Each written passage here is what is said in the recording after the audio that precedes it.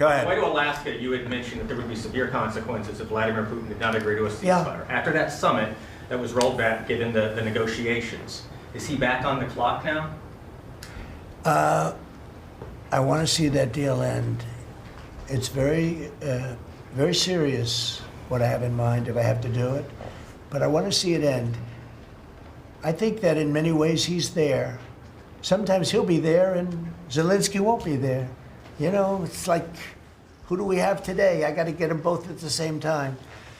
But I want to have it end. We have economic sanctions. I'm talking about economic, because we're not going to get into a world war. No, I'd like it to stop. I want to get it to stop. And it will not be a world war, but it'll be an economic war. And an economic war is going to be bad. And it's going to be bad for Russia, and I don't want that. Now, I have to also see, because not everybody, you know, Zelensky's not exactly innocent either, okay? You know, it takes two people to tango. And I say it all the time.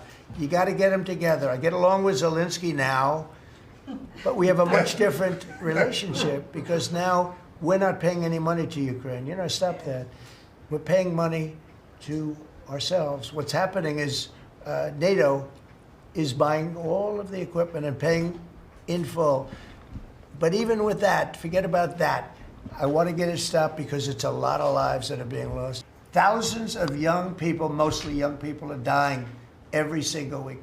If I can save that by doing sanctions, or by just being me, or by using a very strong tariff system that's very costly to Russia or Ukraine or whoever we have, you know. But I stopped 7 wars, and 3 of those wars were going on for more than 30 years. The one that I thought would be the easiest is turning out to be the hardest. That's President Putin and President Zelensky, but I think I'll get it done. Why do you think why is it harder than 5 I have a question for Steve Witkoff, if I may. Yeah. This past weekend, Sergei Lavrov was saying that Putin will not sign a peace deal with Zelensky because Russia views him as illegitimate.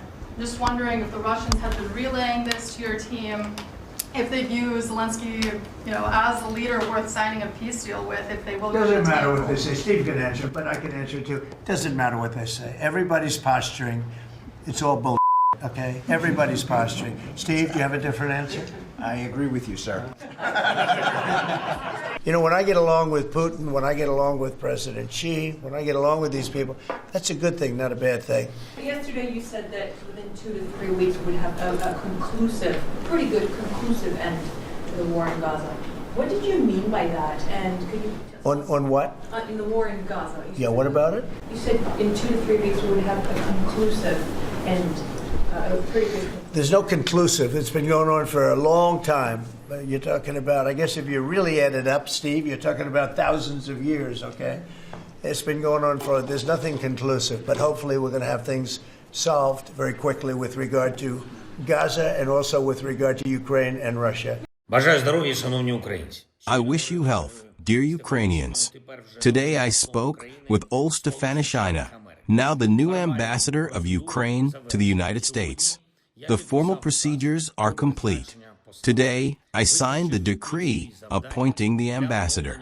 I defined the key tasks for revitalizing the work of our embassy, and the main one, fully implementing all the agreements with Washington, our agreements with President Trump.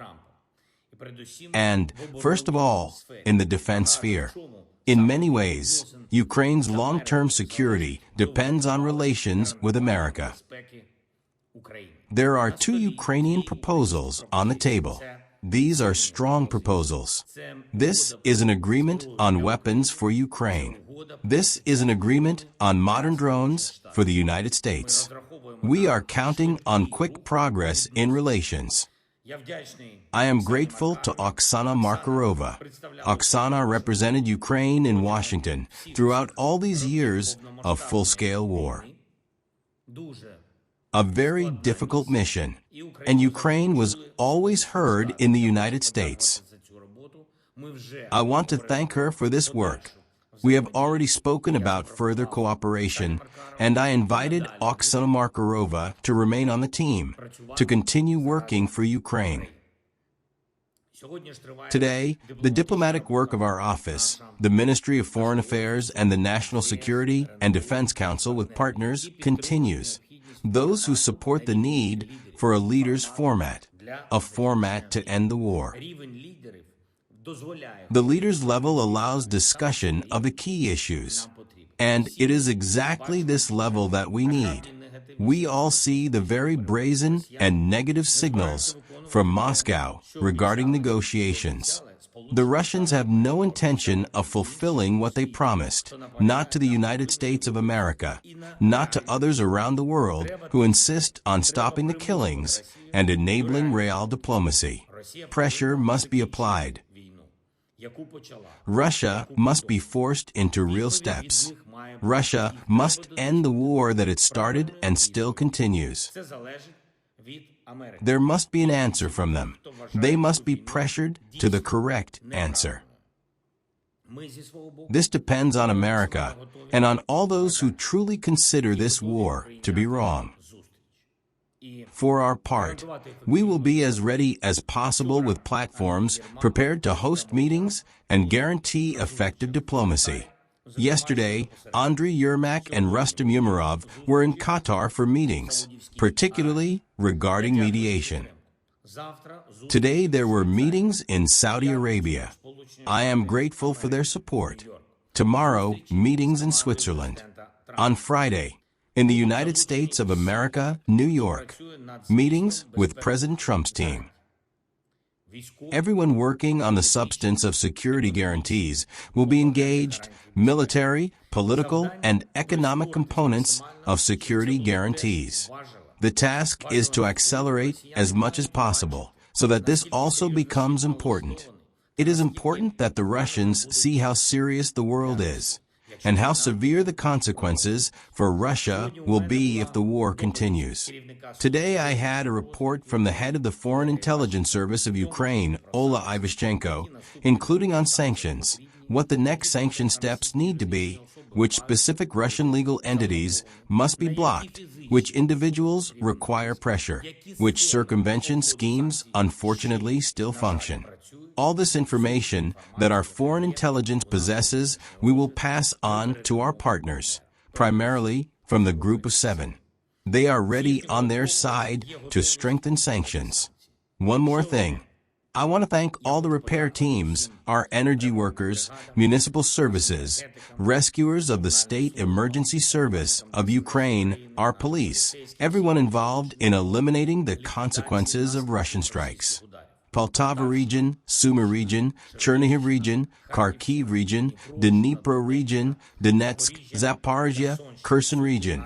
Everywhere our services respond. Everywhere they provide assistance. There were strikes on the energy sector both yesterday and during the night. We are quickly restoring power supply. Work is still ongoing. I thank everyone working for our people, for our state. I thank everyone defending Ukraine. Glory to Ukraine. Слава Україні!